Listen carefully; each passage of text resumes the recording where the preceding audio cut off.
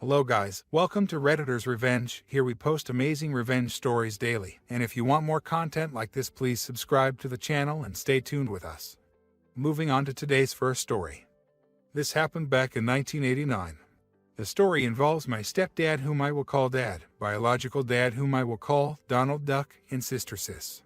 The person who exacted the revenge has passed now, so it should be safe to relate.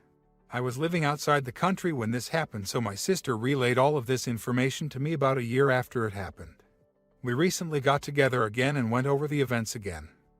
My biological parents married when they were very young and Donald Duck was still in law school. The marriage lasted long enough to produce 2 children. They didn't waste time in those days, my sister, who is 14 months my elder, and myself. They were divorced before I was born. Donald was a serial cheater, a pathological liar, and a total a-hole. He still is, at least a liar and a hole. He's in his mid-70s now, so maybe not so much with the cheating. The fact that he is still working as a lawyer, I think, is indicative that he was never a good one, as he doesn't have enough to retire. I've looked up reviews on him online, and it's funny to see that most reviewers say that he is not only a terrible lawyer, but a horrible person. When Sis was 22, she was a single mother, and my nephew, her son, was around 3. Her company transferred her to another state. She discovered that Donald Duck lived in a town near her new work location and thought that he might be able to help her get her bearings in a new place. For a short time when we were teenagers, he has some sporadic involvement in our lives. After moving to a neighboring city, it was mostly him trying to impress us with how cool and rich he thought we should think he was. So, though it had been a few years since she had seen him, it was not like they were strangers.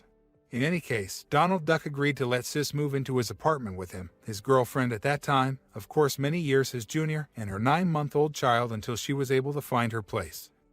He also offered to allow her to keep her belongings in his storage unit. Sis took him up on his offer. Never did Donald Duck make any reference to being paid for the use of the storage unit or paying for utilities at the apartment. Sis stayed 3 months and did her best to get out as quickly as she could and as far as she could once she became more familiar with the area. Living with him was hard. Did I mention he is in a hole? And her young son would find his pregnant lady P0RNO mags around the apartment. This is pre-internet. Mr. Duck's young girlfriend was able to help with babysitting, something Sis paid her for. So Sis gets her apartment, but all of her things, her son's toys, her furniture, household items, everything but her bed was still in the storage unit. So she called him to figure out how she could get her things back, but he seemed to want to hang on to them for some reason. He said, "You owe my girlfriend money for babysitting, and you can't get your things back until you pay her." She said, "Have you talked to her?" "I have paid her everything I owed her." He puts down the phone and talks to his girlfriend, and she confirms that she has been paid. He then says, "Well, you owe 1/3 of the utilities for the time you were here." She reminded him that he had never said anything about that. He gets a little heated and she's feeling desperate and angry and shouts an accusation of something he did to her when she was very young. He responds, "Have you ever told anyone that?" She says no. He says, "If you ever do, I will wring your fucking neck," and the conversation ends. She had given up and thought she would never see her things again. About 20 minutes later, she gets a call from an acquaintance who had gone on 1 or 2 dates with Donald before she met my sister. She tells Sis that Mr. Duck had just called her asking if Sis had ever told her anything that he might have done to Sis, hinting at the accusation Sis had made. Sis had never told anyone, and the acquaintance told Donald as much. Sis later calls my stepdad, whom we have always considered to be our dad. He is the only father we knew growing up, and he was in the picture since before we were old enough to remember. He married my mom when I was an infant and my sister a toddler. They were married for 40 years until my mom's death. The guy absolutely had a lot of faults, and we often felt better when he wasn't around, but he tried. It's not easy raising someone else's kids, and he was our dad as far as we were concerned. He legally adopted us. He had a lot of issues, but he hated to see someone be taken advantage of because they were in a weaker position. In other words, he hated a bully, and Donald Duck was being a bully. When I was in the 1st grade, I rode a school bus with middle and high school students. There were a couple of kids who would bully me. When he found out, he confronted the bully's dad and it ended. Another time, I was in the 3rd grade and driving somewhere with him in his pickup around town, and he saw 2 young teenagers destroying a bicycle that he assumed they had stolen. He stopped and confronted them with his big framing hammer. Years later, he broke my mom out of a mental institution by threatening the director or some doctor, I'm not sure, I was young, but with that same hammer. Yes, we were a fun family.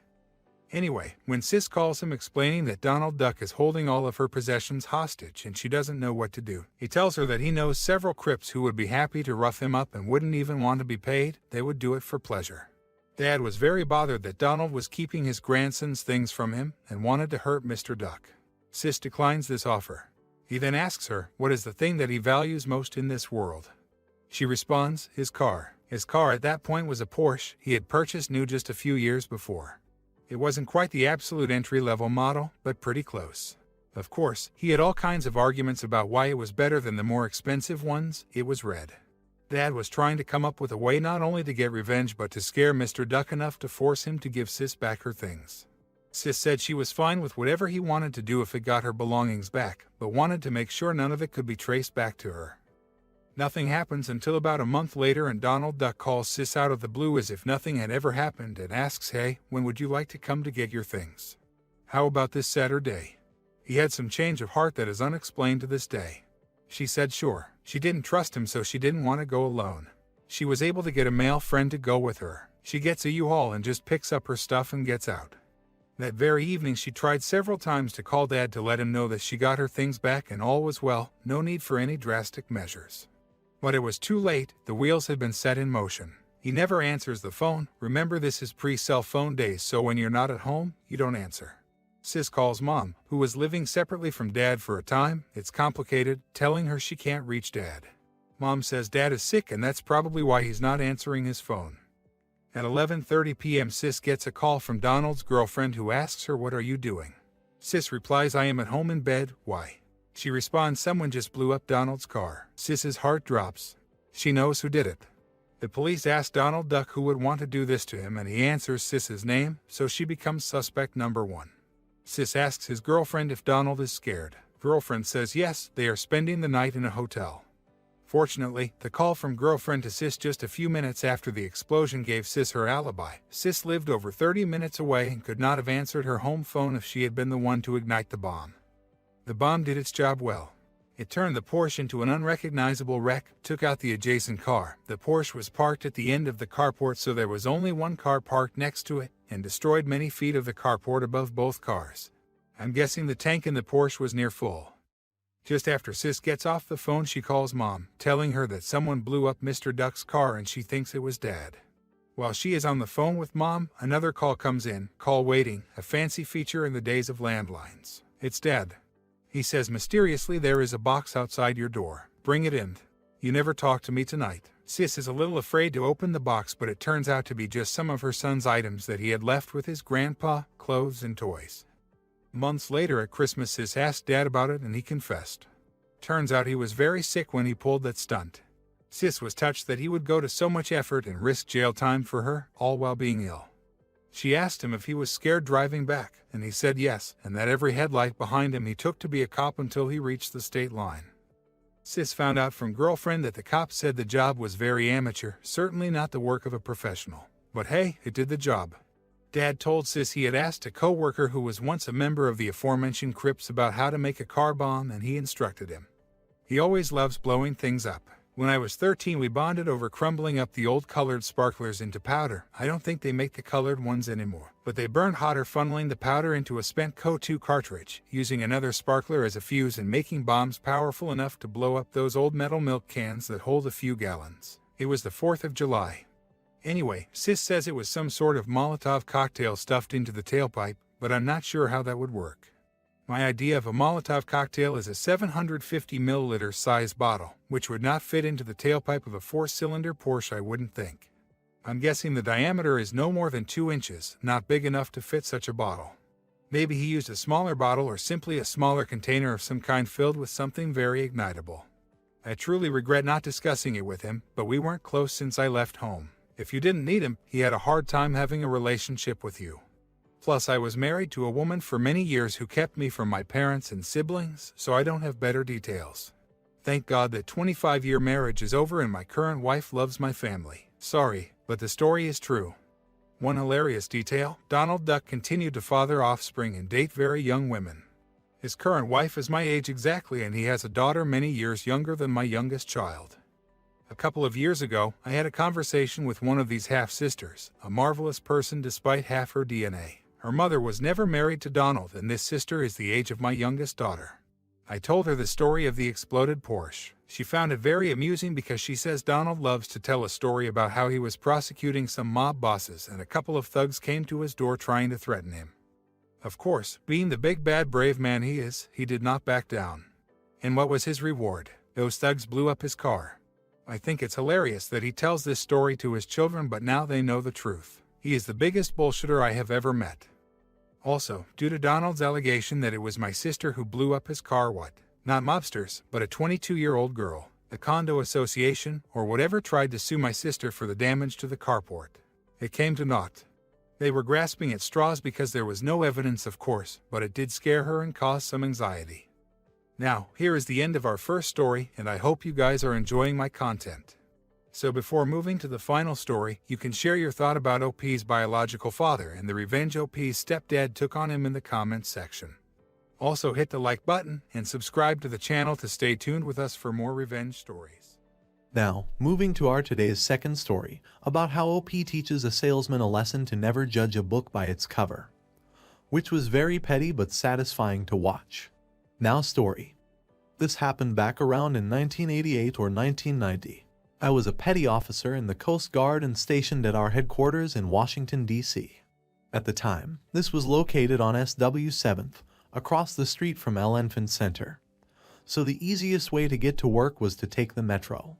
Since I was being barracked at Fort Myers, I could take one of the hourly free buses to the Pentagon, catch the metro into Washington, get off at Elephant Plaza and just walk across the street. Not the best commute, but fairly easy. However, if I had to work late, then I'd end up having to either grab a taxi or use the public bus system for at least part of the trip, which I hated doing in uniform. In short, I wanted to buy a car. I hadn't needed one up to this point, but the benefits of having one finally outweighed the costs, and I was in the market. As they say, the only other possible background I should need to explain is SRB. The Selective Reenlistment Bonus Program might still be a bribe to get men and women to reenlist or extend their enlistment by offering a bonus equal to one's base pay times your rating's current multiplier ratings. The military needed more got higher multipliers, while those they had plenty of might only get a 1 or even not get any SRB times the number of years one reenlisted for. In my case, at that place and time, my rating had a multiplier of 5 and I had a base pay of around $1,200, so when I reenlisted for 6 years, I found myself with a bonus of roughly $35,000, a perfect time to buy a car. Now, the usual way one received one's SRB was in yearly installments. However, if you could convince your command that you needed it, it was possible to get it all in a lump sum. This was frowned on if only due to the tax hassle it created for the service member, but it could be done. I wanted to buy a car. My command agreed that buying a car was a good investment, and after having me sign all sorts of paperwork acknowledging that I would be far smarter to do yearly payments, they handed me, a young man in his 20s, a check for the lump sum. Okay, this is where the stupidity begins. I didn't have a bank account, what can I say, like a car, I hadn't needed one, so I simply cashed my paycheck every couple of weeks and either locked it up or carried it on me. Like I said, stupid, and I know better now. So, intending to buy a car the next day, I walked my dopey ass across the street and cashed my reenlistment bonus check at the bank we all use for paydays. It wasn't easy, but it was near the end of the day and the manager of the bank was used to our business, so I ended up with 6 or 7 envelopes stuffed with cash, crammed in various uniform pockets. And, no, I was still young enough that I never even considered that I could be robbed. So, not being a total idiot, I flagged down a cab and was on my way back to the barracks when we passed the Porsche dealership. On a whim, I had the taxi double back and let me off there. I was under no illusion that I could actually buy one, but $35,000 would be a nice down payment, maybe enough to let me afford the rest on monthly payments. I walked in and spent a few minutes checking out the prices of a 911 Carrera Coupe and was astonished to discover that I could cover over half the base sticker. About that time, a salesman walked over. Perfect. But before I could ask about financing, the salesman tried to give me the bum's rush. He was polite, sorta, but the overall message was one of "this is all too much for you, sailor boy. So move along and quit bringing down the overall class of our dealership, okay?" I stared at him for a long moment and then asked, "How much does this model right here cost?" He gave a small sniff and replied that it was over $50,000, plus tax. So, I took out an envelope, tore it open, and started counting $100 bills onto the hood of the car. When that envelope was empty, I pulled out another and kept counting. By the fourth envelope, I was down to 50s and had around 30 grand in cash stacked in piles of 5,000 on the hood and was pleased to see that the salesman was now sweating ever so slightly. I pulled the last envelope out and stopped. I looked the salesman in the eye and asked how much his commission was. He licked dry lips and told me it was around 20% of gross. I smiled, picked up the cash, and stuffed it back into my pockets while saying, "Forget it. I'll come back tomorrow and deal with somebody who respects the military." Then I left. I had to walk several blocks to find a taxi and was nervous as hell with all that loose cash, but got back to the barracks safely. I bought a used Olds the next day. Now, here is the end of the story. I hope you enjoyed it, and let me know your opinion about this story in the comments section. And please stay safe. So before leaving, please hit the like button and do subscribe to the channel to stay tuned with us for more awesome stories.